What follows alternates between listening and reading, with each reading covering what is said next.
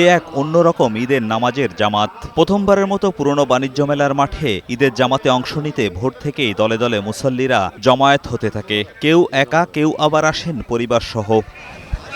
ঈদের এই জামাতে নারীদের অংশগ্রহণের সুযোগ থাকায় স্ত্রী সন্তান সহ এসেছেন অনেকেই। এমনকি রাজধানীর বাইরে দূরদূরান্ত থেকে ঈদের এই জামাতে সামিল হতে দেখা গেছে অগণিত মানুষকে। এখানে এত মানুষের ভিড়ে নামাজ পড়তে আমার খুব আনন্দ লাগতেছে। বাণিজ্য মেলার যে মাঠটাতে যে আয়োজনটা করেছে এটা আসলে ঢাকাবাসী খুবই আনন্দ পাচ্ছে। বিশাল বড় আকারে একটা জামাত আয়োজন করছে, এই জন্য সরকারকে ধন্যবাদ জানাই। লোকজন পায়ে হেঁটে অনেক লোকজন আসছে। আমি সেই উত্তরা ৯ নম্বর থেকে আসলাম। সকল ভেদাভেদ ভুলে নারী, পুরুষ, শিশু সহ সর্বস্তরের মানুষ অংশ নেয় রাজধানীর বৃহৎ এই ঈদের জামাতে। অংশ নেন সরকারের উপদেষ্টা সহ গুরুত্বপূর্ণ ব্যক্তিরা। নামাজ শেষে বিশেষ দোয়ায় দেশের সার্বিক মঙ্গল কামনা করা হয়। সরকারের এই উদ্যোগকে সাধুবাদ জানিয়েছেন ঈদের নামাজে আসা আগত মুসল্লিরা।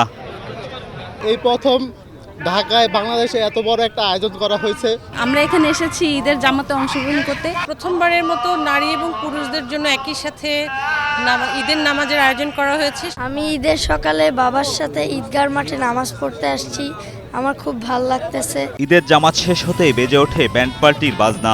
বাজতে থাকে সেই মধুর সুর ওমর রমজানেরই রোজার শেষে। এ সময় হাজার হাজার মানুষ একত্রে ঈদের আনন্দে মেতে ওঠেন। এই আনন্দ র্যালিতে অংশ নেয় সরকারের উপদেষ্টা সহ অসংখ্য মানুষ। গণ অভ্যুত্থানের পর প্রথম ঈদে মানুষের উচ্ছ্বাসটাও ছিল বেশি। ঈদ শোভাযাত্রাটি আগারগাঁয়ের প্রধান সড়ক দিয়ে খামারবাড়ি মোড় হয়ে মানিক মিয়া অ্যাভিনিউতে সংসদ ভবনের দক্ষিণ প্লাজায় গিয়ে শেষ হয়। এজাজুল হক মুকুল, বৈশাখী সংবাদ, ঢাকা।